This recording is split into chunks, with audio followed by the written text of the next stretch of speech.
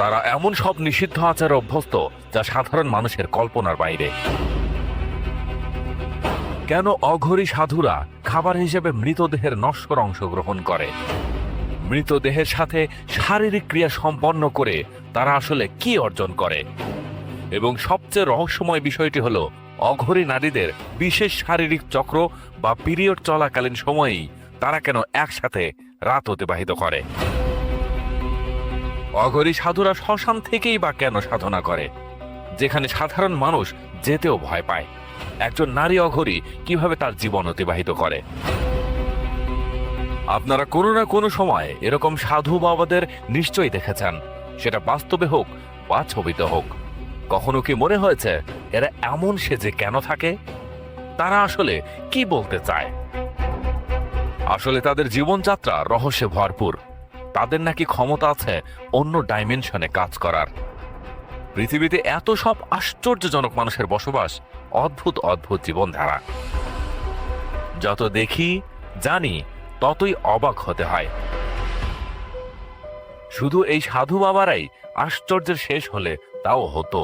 ভারতের এই শহরেই এক এমন ধরনের হোটেল আছে, মানুষ যেখানে স্বেচ্ছায় আসে তাদের শেষ নিঃশ্বাস ত্যাগ করতে, এবং সেই হোটেলের সিটও বুকিং করতে হয় আগে থেকেই। আজকের ভিডিওতে এমন কিছু বিষয় নিয়ে আলোচনা করা হবে যা অনেকের কাছেই সংবেদনশীল হতে পারে। তবে আমরা চেষ্টা করব এই সাধুদের জীবনযাত্রা ও দর্শনের আসল সত্য কি সেটা গভীরভাবে জানার। চলুন তাহলে প্রবেশ করা যাক অঘরীদের সেই গোপন জগতে।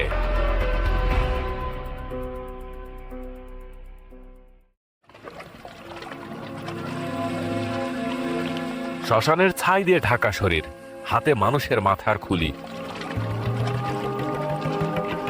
আর জীবন ও মৃত্যুর এক গভীর সংযোগ। অঘরী সাধু, যাদের জীবন সাধারণ সাধুদের থেকে সম্পূর্ণ আলাদা, ভয়াবহ এবং রহস্যে ঘেরা। শ্মশানে যেখানে সাধারণ মানুষ দিনের আলোতেও যেতে ভয় পায়, সেখানেও এই সাধুরা তাদের সাধনা করে মৃত্যু এবং আত্মার গূঢ় রহস্য জানার জন্য। কিন্তু আপনারা কি জানেন, অঘরীদের জীবন কেবল সাধনা আর ধ্যানের মধ্যেই সীমাবদ্ধ নয়। তাদের আচার অনুষ্ঠানের মধ্যে নশ্বর দেহের অবশেষ গ্রহণ, তন্ত্র মন্ত্র এবং এমন কিছু বিচিত্র শারীরিক ক্রিয়া অন্তর্ভুক্ত থাকে যা আমাদের কল্পনারও বাহিরে।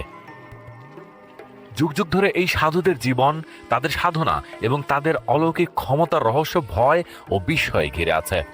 তারা নাকি মানুষের ওপর ভালো মন্দের প্রভাব বিস্তার করতে পারে, আর সেজন্যই আপনাদেরও উচিত এদের সম্পর্কে ভালো করে জানা।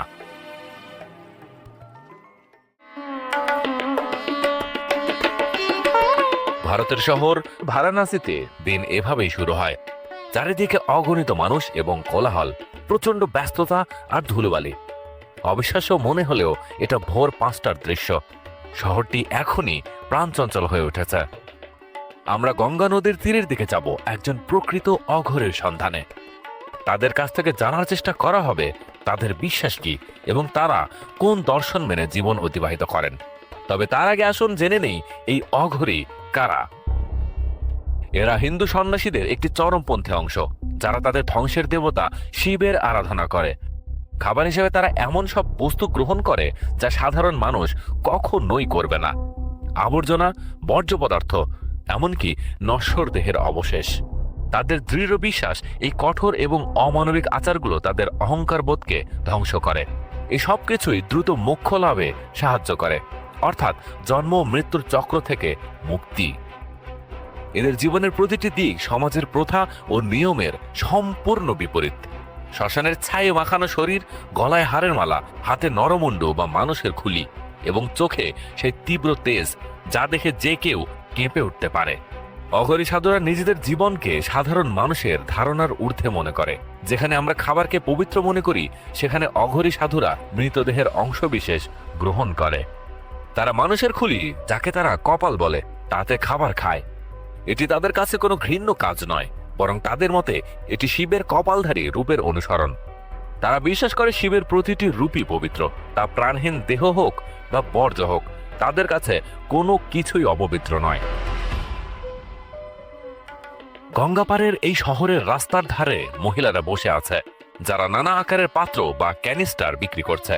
পুণ্যার্থীরা গঙ্গার তীরে যাওয়ার পথে এগুলো ক্রয় করে, যাতে গঙ্গার পানি সংগ্রহ করে বাড়ি নিয়ে যেতে পারে তাদের সেই সব প্রিয়জনদের জন্য যারা অসুস্থ বা এখানে আসতে অক্ষম।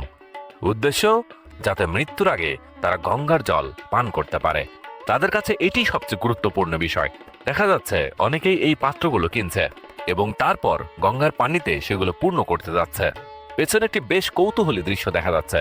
দুজন নারী সম্পূর্ণভাবে নিজেদের মাথা মুন্ডন করছে। এটি দক্ষিণ ভারতের নারীদের একটি প্রথা। রীতি অনুযায়ী তারা তাদের পবিত্র নদীতে ডুব দিয়ে নিজেকে শুদ্ধ করার আগে তারা নিজেদের চুল বিসর্জন দেয়। গঙ্গার অপর প্রান্তে দেখা মিলবে ভারতীয় সংস্কৃতির সবচেয়ে বিতর্কিত এবং রহস্যময় চরিত্রগুলোর, আর সেটা হলো অঘরী সাধুদের। তাদের কাছে যা পবিত্র নদী, বাইরের পৃথিবীর কাছে তা বিশ্বের অন্যতম দূষিত জলধারা, আর সেখানেই তাদের গোসল করতে দেখা ব্যাপারটা অন্যরকম। এটি বিশ্বের অন্যতম দূষিত নদীগুলোর একটি। ভারতের বড় বড় শহরের নর্দমা সব এখানে এসে মিশে, সাথে মিশে প্রতিদিনের দাহ কার্যের চিতাভস্য। সেখানকার মানুষ বিশ্বাস করে অন্তত একবার হলেও এই পবিত্র নদীতে ডুব দিতে হবে এবং এর জল পান করতে হবে। তারা এই জলে কাপড় ধয়, দাঁত মাজে। এটি যেন এক অপবিত্র হয়ে যাওয়া কাল্পনিক পবিত্র নদী, যা মানুষকে অসুস্থও করতে পারে। এখানে রয়েছে ব্যাকটেরিয়া, জীবাণু। কলকারখানাগুলো রাসায়নিক বর্জ্য এই জলেই ফেলে। তবুও তাদের অটুট বিশ্বাস এই জল পবিত্র। অবশ্যই এটা শরীরের জন্য ভালো, এটা খুবই ভালো জল। আমরা একজন অঘোরের দেখা পেয়ে গেছি। কাগজে কলমে এদের সমাজ বিরোধী বা ঘৃণ্য মনে হওয়া অস্বাভাবিক কিছু নয়। এরা নশ্বর দেহ এবং বর্জ্য গ্রহণে অভ্যস্ত। কেন তারা এমন আচরণ করে? তারা বলে, আমরা যা দেখছি তার প্রতিটিরই গভীর অর্থ আছে। যেমন ধরুন, তার শরীরের মাখা এই ছাই। এই ছাই আসলে গঙ্গার তীরে দাহ করা মানুষের চিতাভস্য। সে এটি গায়ে মাখে নিজেকে মনে করিয়ে দিতে যে একদিন তারও মৃত্যুর দিন আসবে। আর তার এই জট পাকানো চুল ও দাড়ির কথা বললে এটি অঘরীদের বৈশিষ্ট্য, কারণ তারা জাগতিক সৌন্দর্য বা অহংকারে সময় নষ্ট করে না বলে তারা দাবি করে। সে এখন একটি আগরবাতি জ্বালালো। লাইটার দেখে মনে হয়েছিল সে হয়তো কোনো নেশা জাতীয় দ্রব্য জ্বালাবে। তারা সাধনার অংশ হিসেবে ভেষজ ধূমপান করে, আর সেই ভেষজ ধূমপান কি তা আপনারা ভালোভাবেই বুঝতে পারছেন। তাদের বিশ্বাস এটি সাহায্য করে ধ্যানে এবং নির্বাণ লাভে, শিবের সাথে সংযোগ স্থাপনে।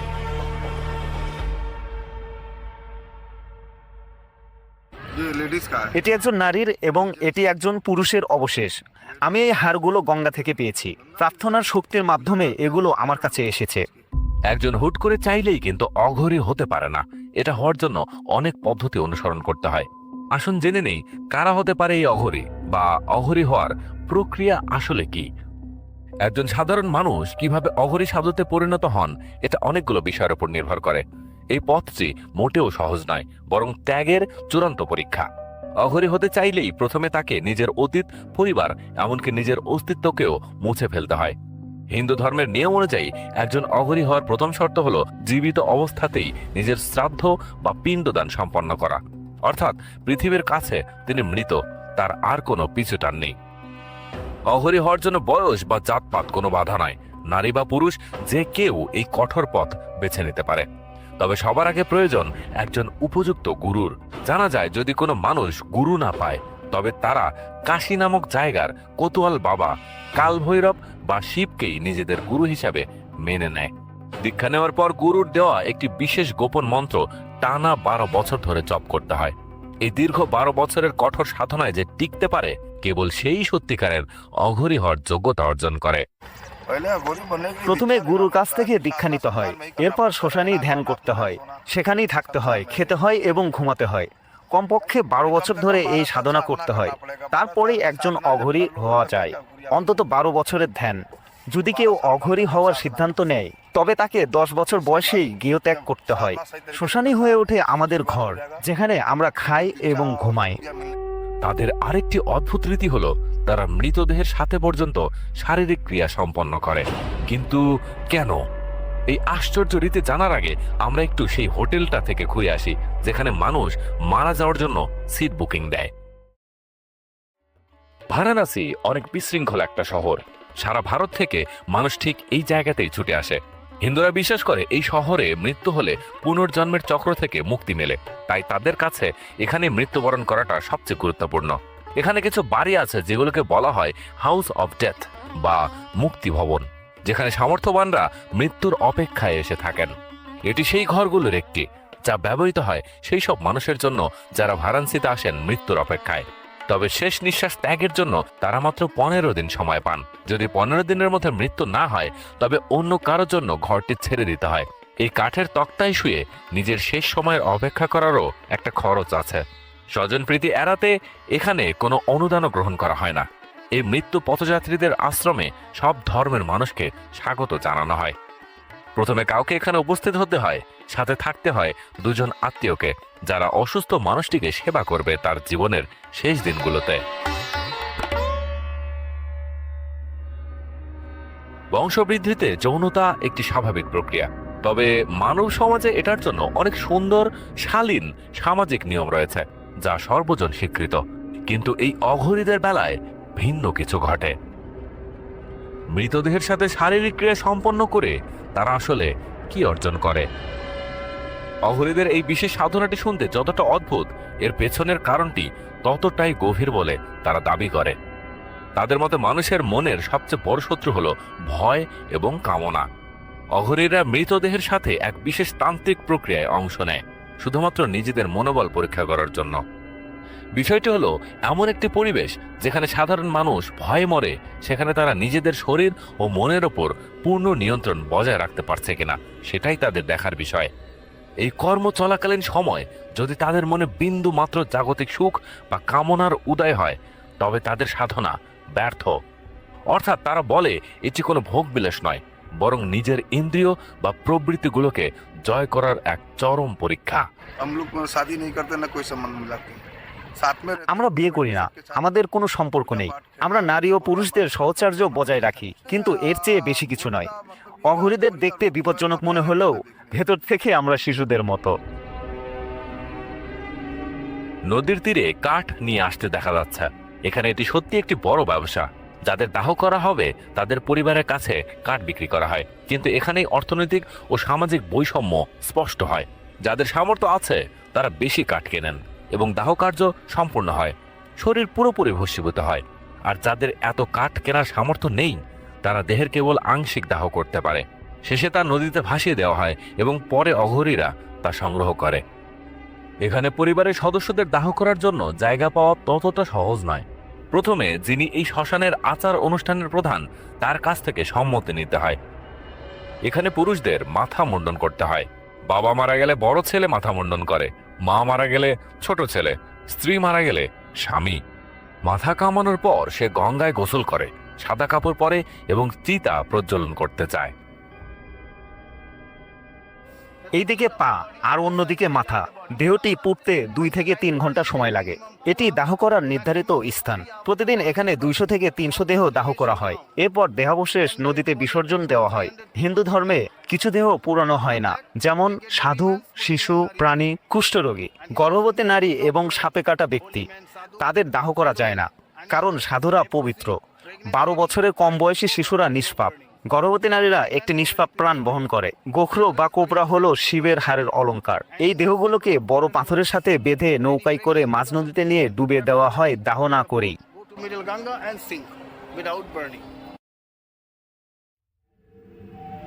অঘরী নারীদের বিশেষ শারীরিক চক্র বা পিরিয়ড চলাকালীন সময়েই তারা কেন একসাথে রাত অতিবাহিত করে? অঘরীদের সাধনার আরেকটি বিস্ময়কর দিক হলো নারীদের বিশেষ সময়ে বা মাসিক চক্র চলাকালীন তান্ত্রিক সাধনা। তারা এই সময় একসাথে থাকে।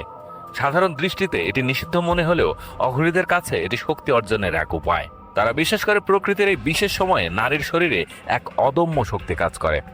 এই সময় সাধনার মাধ্যমে তারা সেই প্রাকৃতিক শক্তিকে নিজেদের মধ্যে ধারণ করতে চায়। অঘরীদের পরীক্ষাটি হলো চারপাশে ঢোল ও বাদ্যের প্রচণ্ড শব্দের মাঝে যখন পরিবেশ থাকে উত্তাল, তখনও তারা নিজেদের মনকে শান্ত রেখে ঈশ্বরের ধ্যানে মগ্ন থাকতে পারে কিনা।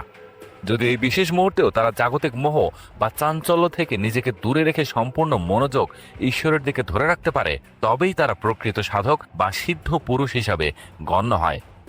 অর্থাৎ বাইরে থেকে যাই মনে হোক না কেন, তাদের কাছে এটি আসলে মনের একাগ্রতা পরীক্ষার চূড়ান্ত ধাপ।